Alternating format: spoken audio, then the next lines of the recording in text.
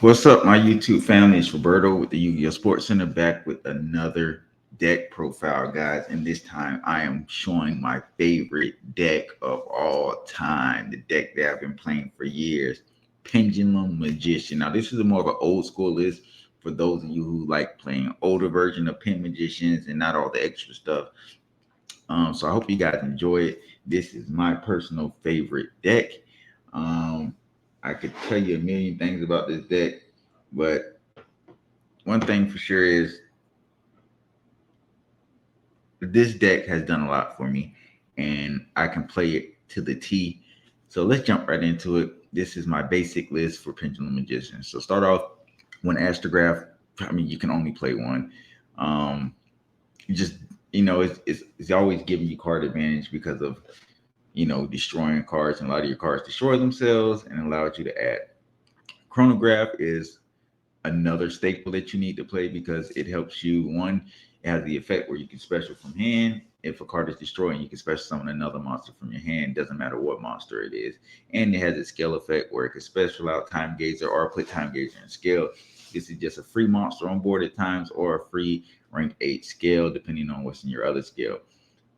So you definitely want to play this Time Gazer. The brick, you have to play it because you play 3 Chronograph. Then you have Double Irish Magician. I played it too. It's at 3 now, but it's no point in playing it at 3. No point at all. It's not very good going first. Solid card going second because it allows you to search. But I think 2 is perfectly fine. You could definitely play it at 1. I see no problem with that. 2 is my preference. And like I said, guys, this is the basic list with not doing too much, not having all the extra pendulum cards. You just want a solid magician list that's very consistent, and you can basically put up at least 2-3 negates, some interruptions on board. You got to have your dragon pit. I play 1 dragon pit that helps you pop any back row, and it's a rank 7, can help you go into odd eyes. You got to love dragon pit, really do. 2700 defense. A lot of times, dragon pit is what you want to scale with oath dragon because of its effect. I don't really like bringing it on board unless I have to. But usually, if I go into rank 7, I can use Dragon Pit sometimes, but I try to use Astrograph and Gate 0. 3 Harmonizing, the best card in the whole deck, Harmonizing Magician. You have to play 3. This allows you to bring out any other magician whenever it's Pendulum Summon. And this allows you to go into your synchros, XYZ. You can do a million things with Harmonizing Magician. You want to always make sure that your Harmonizing Magician goes through. That's how you get into your Savage, your Baron. Everything goes through Harmonizing Magician, the heart and soul of the deck. 2 Oath Dragon. You don't want to play 1 because you play Desires, and it's a possibility of banishing 1. And another reason you want to play 2 is because you need 1 to go into Baron most times because you're using Harmonizing, and you want to special out of Oath Dragon and go into Baron that way.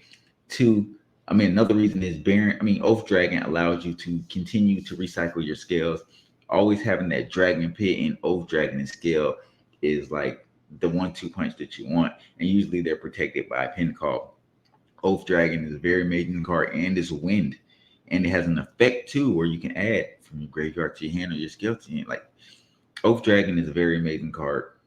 Pendulum effect and monster effect. A lot of people don't really use the monster effect, but it comes in handy at times. White Wing Magician. At one point, I wasn't playing White Wing Magician because I just didn't think it was needed.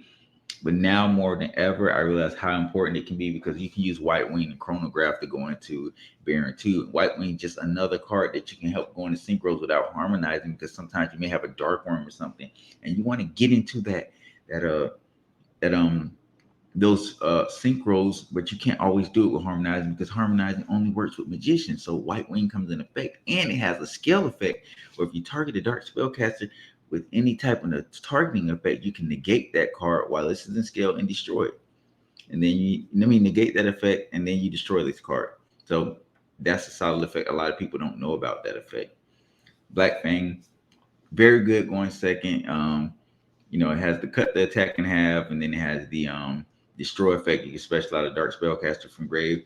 Black Fang, you just have to play. I don't see any reason to play more than 1 though, because right now it's only needed 1. You don't want to play too many of them because you want to try to keep the deck at 40. makes it as consistent as possible because the deck's not super great right now. But playing a 40 card build will really help you uh, make more consistent boards. Same thing with Purple Poison, very good going second. It helps break a lot of boards with its scale effect of pumping up a dark spellcaster by 1200 and the destroy effect and popping the card on field. Purple Poison is sometimes the heart and soul of the deck, especially when you're playing against back row decks that play like anti-spell and skill drain. Purple Poison will help you out those things. It can, in a way, be a dragon pit, but better. You gotta love Purple Poison. One is fine. Two, I don't think you need to play two of them because, like I said, going first is not that amazing. Wisdom Eye, I play two Wisdom Eye. Some people play three. I just see no need for three of them at this point. Because a lot of times Wisdom Eye does conflict with Pendulum Call. And with that being said, you don't want to have a handful of Wisdom Eye and got Pendulum Call, and then you got to make a do or die situation. I think Wisdom Eye at two is perfect. It works good with Star Pendulum Graph and other cards, Chronograph and Astrograph. So it does work with other cards in the deck as far as it destroying itself and replacing itself with another scale. Wisdom Eye, I always played it at three, but this is like the first time I actually changed from playing the three to two. I like the two much better. I think two is perfect for me. Two Potted Desires, gotta play Desires because you can afford to banish scales. You can afford to banish cards in this deck without being punished unless you just have bad luck and you banish all that you're harmonizing, which has happened to me before in the past, but it's very rare. And now that Pot of Desires is there too, you don't have to worry about drawing two desires off of desires. Three Duelist Alliance helps you get to your pin call. You can get double iris off of a Duelist Alliance. You can get Star Pendulum Graph and Time Pendulum Graph. Duelist Alliance is a very powerful card depending on the situation, and that's what I like about Duelist Alliance. Situational card, depending on if you're going second or you're going first, depending on your hand, you could think about how you want to use Duelist Alliance on what you want to get and things of that sort. You don't always have to get pin calls. Sometimes you can make other decisions. Star Pendulum Graph, Time Pendulum Graph, very good card. Next up, Star Pendulum Graph is a one of. You don't need to play any more than one Star Pendulum Graph. One is perfect. It helps you continue to add more Pendulum Magicians from your deck to your hand. Your opponent can't target spellcaster monster with spell cards or effects while that card's face up. A lot of people don't remember that. Very good, especially against certain decks, like especially a deck like Runic. It targets a lot, or Sky Striker. This card can do a lot of damage, and it works so well with what's coming up next. The Traps, Time Pendulum Graph, they work well together because they keep replacing the scales. So having both of them on board will really put you so far ahead. And again, the Trap you have to play one of. I don't like people that don't play one and don't play the other. I feel like you should be playing both of them. If you're going to play the Pendulum Magician pure build right now, you should definitely be playing both of these cards. Time Pendulum Graph is insane, especially when you're on the pin call. You're basically getting rid of two cards off your opponent's side of the field at the cost of nothing. If this card does not destroy two cards, you can send another card. And your opponent also can't target spellcaster monsters with traps or trap effects. Amazing. I love Time Pendulum Graph. I can't tell you how many times I've won matches because of Time Pendulum Graph. Three pin call, self-explanatory. Pin call Dark Worm is still a thing. It's still a great opening hand. I love seeing it. You can still pop off if you get it. Three of them. I don't like when people play two. I just feel like it's stupid. I always suggest three pin calls, especially in a 40 card build. One Foolish, hit your Dark Worm. Three Dark Worms. Again, a lot of people cut Dark Worm from the pure build, but I don't see why when it's basically a free summon with with pin call or Foolish Burial, and you're getting an ad with it. You're adding the Gate Zero. Dark Worm is still insanely amazing, especially still has the scale effect where you can put a Gate Zero in scale. You have no other monsters on field. Like Dark Worm is insane. I just love this deck so much. You guys don't understand. I love talking about it. Dark Worm does miracles. I always draw a pin called Dark Worm. I don't know why, I just do. The one Gate Zero, I used to always play two, which sometimes I do want to go back to two because I always banish it off of Desire.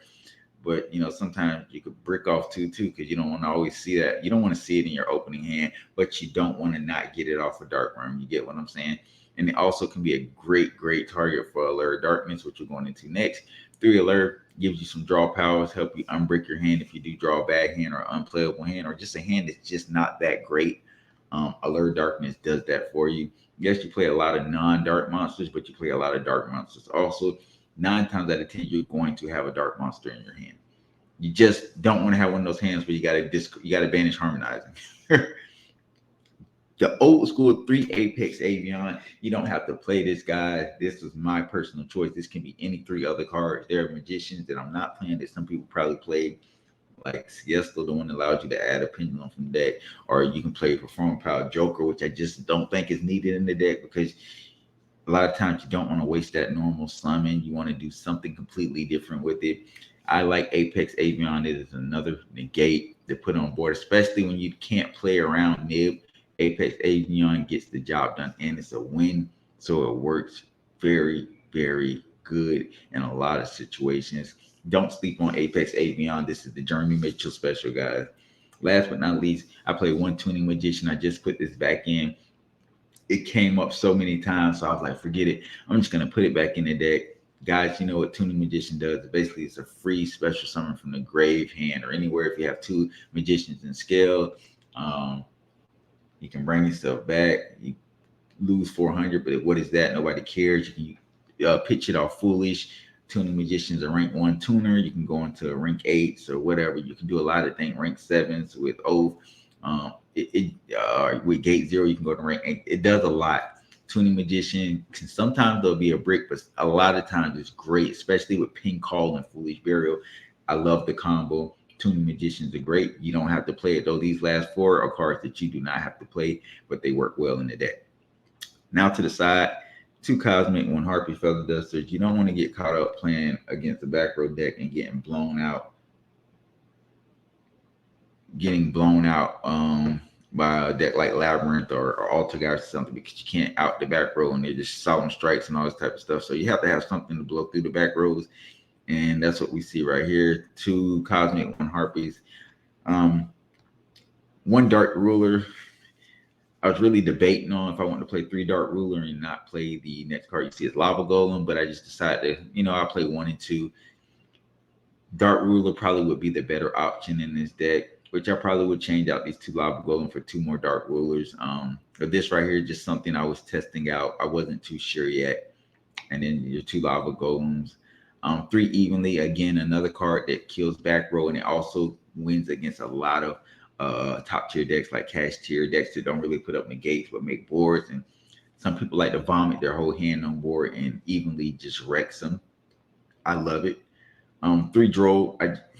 I'm taking this out. I just don't like Droll right now. It has not done anything for me. Like I said, at the time I built this, I thought Droll was going to be so good, but to me, it's just not great enough. Maybe against a runic deck or something like that, or Sky Striker, but I wouldn't suggest you guys put this in your side deck. There are many different things that you can put in that are much better. And then again, like I said, Pendulums have a hard time against back row decks, and the deck struggles going second already. So another card to kill back row is Dinko.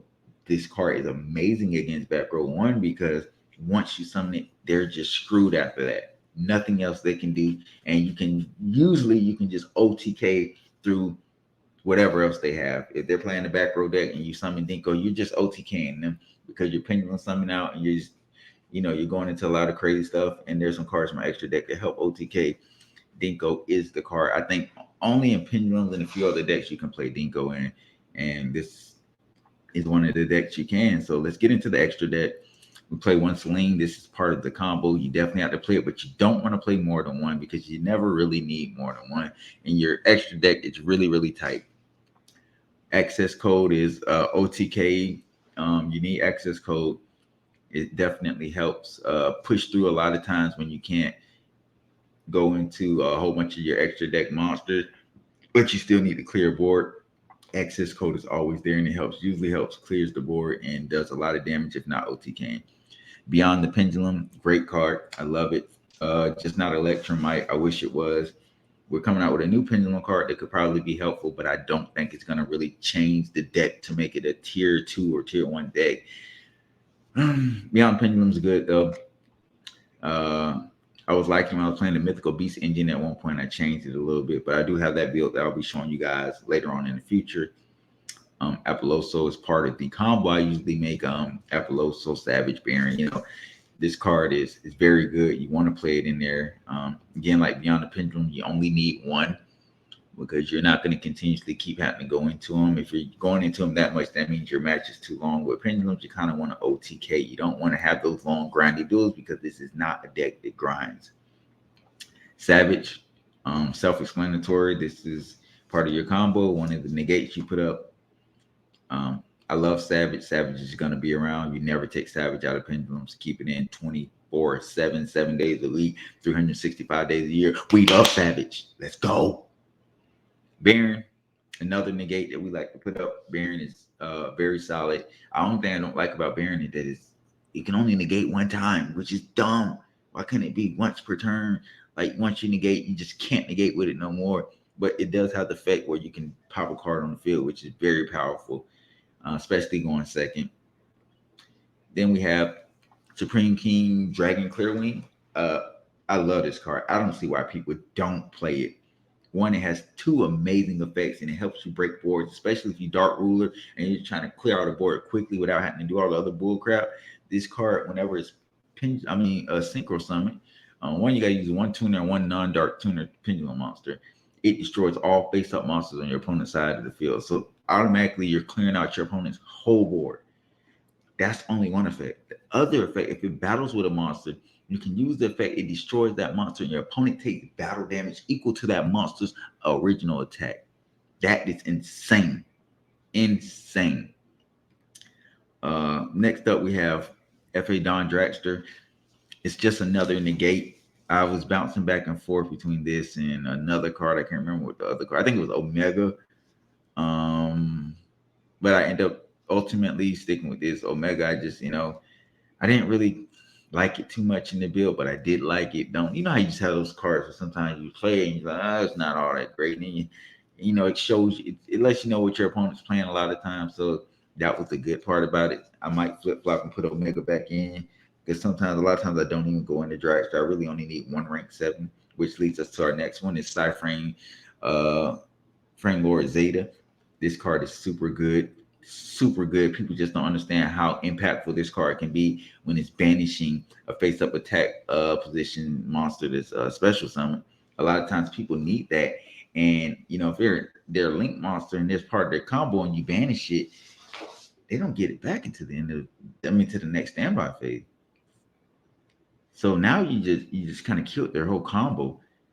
And it makes people play around it. A lot of people get upset when they have to play around it, but this card is, yeah, I love Zeta, man. I love it. That was a card I actually, Jeremy Mitchell put me on when he used to play Pendulums. Zeta's great.